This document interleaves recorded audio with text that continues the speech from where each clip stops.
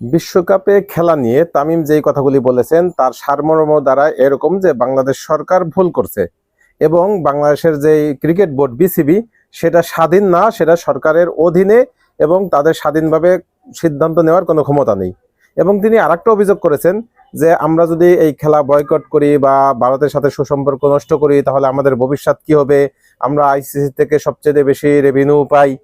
এখন প্রশ্ন হচ্ছে আমরা আইসিসি থেকে যে রেভিনিউটা পাচ্ছি সেটা কি ভারতের সাথে সম্পর্ক ভালো সেই কারণে পাচ্ছি, নাকি সম্পর্ক খারাপ হলে সেটা বন্ধ হয়ে যাবে এরকম? সেটা তো নয়। এবং এই ভারতের সাথে আমাদের সম্পর্ক ভালো থাকাতে কি হয়েছে, আমরা 2000 সালে সর্বপ্রথম বাংলাদেশের টেস্ট অভিষেক ঘটে 17 বছর পরে 2017 সালে ভারত প্রথমবারের মতো বাংলাদেশকে আমন্ত্রণ জানায়। এটাই ছিল ভারতের সাথে আমাদের ভালো সম্পর্কের ফল। তো খারাপ হলে কি হবে, 17 বছরের জায়গায় 34 বছর হবে। কিন্তু আমরা তো আইসিসি থেকে আমাদের সদস্য পদ বিলুপ্ত হচ্ছে না, আমরা তো আইসিসি থেকে আমাদের সকল কার্যক্রম বন্ধ করছি না, বা আইসিসিও আমাদেরকে বাদ দিচ্ছে না। তাহলে তামিমের আসলে অভিযোগটা কোথায়?